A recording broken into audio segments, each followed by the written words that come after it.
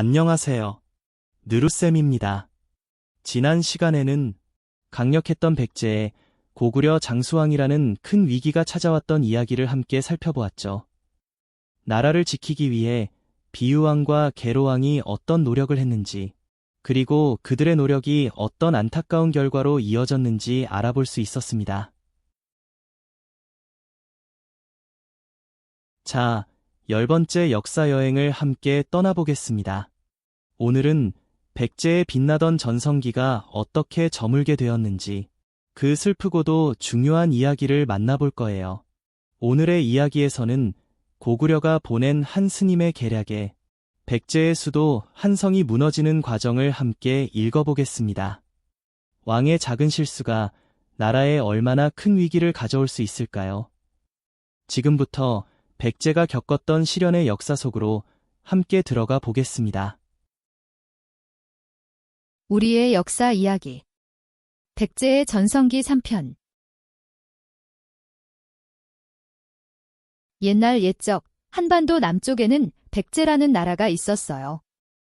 시간이 흘러 5세기에 이르러 백제의 왕좌에는 계로왕이 앉게 되었어요. 계로왕은 백제의 국운을 더 높이려는 야심을 품고 있었지요.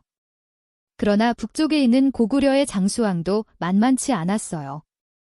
장수왕은 고구려의 수도를 평양으로 옮기며 백제와 신라를 압박하기 시작했답니다.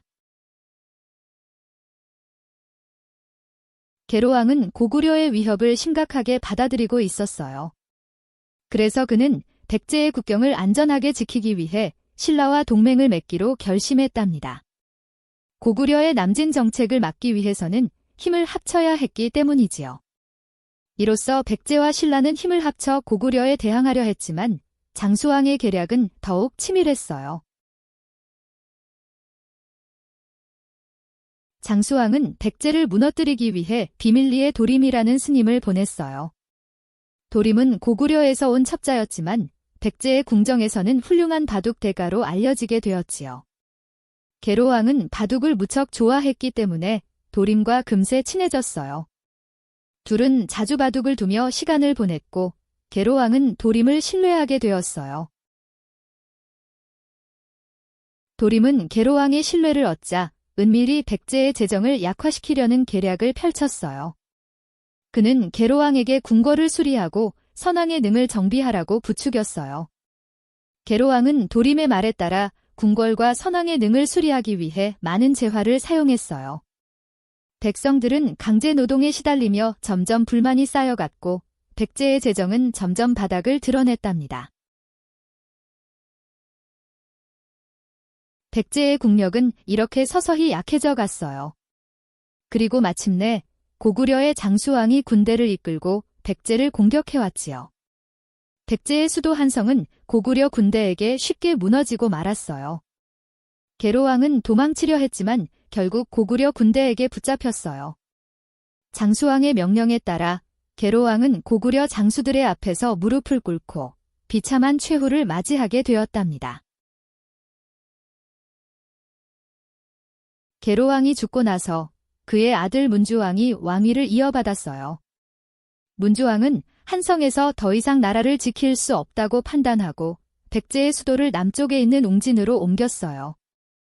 하지만 웅진은 좁고 험난하여 백제를 다시 일으키기에는 많은 어려움이 있었어요. 백제를 일으키는데 큰 도움을 준 해구라는 귀족이 있었어요. 해구는 점점 권력을 잡고 자만하게 되었지요. 결국 해구는 문주왕에게 반기를 들고 그의 생명을 빼앗았답니다. 문주왕이 죽고 나서 백제는 더욱 혼란에 빠지게 되었어요. 백제의 왕들은 계속해서 시련을 겪으며 나라를 지키려 했지만 어려움은 끝나지 않았답니다. 이렇게 백제는 점점 더 약해져 갔고 나라를 지키기 위한 험난한 여정이 계속되었지요. 우리의 역사 이야기. 백제의 전성기 3편에 나왔던 어려운 단어를 공부해 봅시다. 국운. 나라의 운명이나 발전 정도 또는 나라가 흥하고 망하는 과정. 예시 문장. 중요한 외교 관계는 한 나라의 국운을 좌우할 수 있다. 야심. 어떤 일을 이루고자 하는 크고 강한 욕심이나 뜻. 예시문장. 그는 정치에 대한 야심이 커서 왕이 되기를 원했다. 남진. 북쪽에서 남쪽으로 이동하거나 세력을 넓혀 내려가는 것. 예시문장. 따뜻한 곳을 찾아 철새들이 남진을 시작했다. 대가. 어떤 분야에서 뛰어난 능력을 가진 사람. 예시문장. 그는 음악의 대가로 많은 사람들에게 존경을 받았다. 부추기다. 다른 사람이 어떤 행동을 하도록 자극하거나 그 마음을 강하게 만드는 것. 예시문장. 그는 사람들의 불안을 부추겨 혼란을 만들었다. 어려웠던 단어의 뜻을 생각하며 백제의 전성기 3편 이야기를 다시 읽어봅시다. 우리의 역사 이야기. 백제의 전성기 3편. 옛날 옛적 한반도 남쪽에는 백제라는 나라가 있었어요. 시간이 흘러 5세기에 이르러 백제의 왕좌에는 계로왕이 앉게 되었어요. 계로왕은 백제의 국운을 더 높이려는 야심을 품고 있었지요. 그러나 북쪽에 있는 고구려의 장수왕도 만만치 않았어요. 장수왕은 고구려의 수도를 평양으로 옮기며 백제와 신라를 압박하기 시작했답니다. 계로왕은 고구려의 위협을 심각하게 받아들이고 있었어요. 그래서 그는 백제의 국경을 안전하게 지키기 위해 신라와 동맹을 맺기로 결심했답니다. 고구려의 남진 정책을 막기 위해서는 힘을 합쳐야 했기 때문이지요.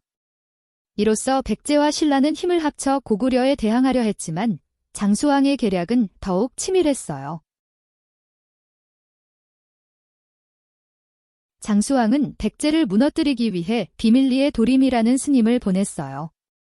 도림은 고구려에서 온 첩자였지만 백제의 궁정에서는 훌륭한 바둑 대가로 알려지게 되었지요. 계로왕은 바둑을 무척 좋아했기 때문에 도림과 금세 친해졌어요. 둘은 자주 바둑을 두며 시간을 보냈고 계로왕은 도림을 신뢰하게 되었어요. 도림은 계로왕의 신뢰를 얻자 은밀히 백제의 재정을 약화시키려는 계략을 펼쳤어요. 그는 계로왕에게 궁궐을 수리하고 선왕의 능을 정비하라고 부추겼어요. 계로왕은 도림의 말에 따라 궁궐과 선왕의 능을 수리하기 위해 많은 재화를 사용했어요. 백성들은 강제 노동에 시달리며 점점 불만이 쌓여갔고 백제의 재정은 점점 바닥을 드러냈답니다. 백제의 국력은 이렇게 서서히 약해져 갔어요. 그리고 마침내 고구려의 장수왕이 군대를 이끌고 백제를 공격해왔지요. 백제의 수도 한성은 고구려 군대에게 쉽게 무너지고 말았어요. 계로왕은 도망치려 했지만 결국 고구려 군대에게 붙잡혔어요. 장수왕의 명령에 따라 계로왕은 고구려 장수들의 앞에서 무릎을 꿇고 비참한 최후를 맞이하게 되었답니다. 계로왕이 죽고 나서 그의 아들 문주왕이 왕위를 이어받았어요. 문주왕은 한성에서 더 이상 나라를 지킬 수 없다고 판단하고 백제의 수도를 남쪽에 있는 웅진으로 옮겼어요. 하지만 웅진은 좁고 험난하여 백제를 다시 일으키기에는 많은 어려움이 있었어요. 백제를 일으키는 데 큰 도움을 준 해구라는 귀족이 있었어요. 해구는 점점 권력을 잡고 자만하게 되었지요. 결국 해구는 문주왕에게 반기를 들고 그의 생명을 빼앗았답니다. 문주왕이 죽고 나서 백제는 더욱 혼란에 빠지게 되었어요.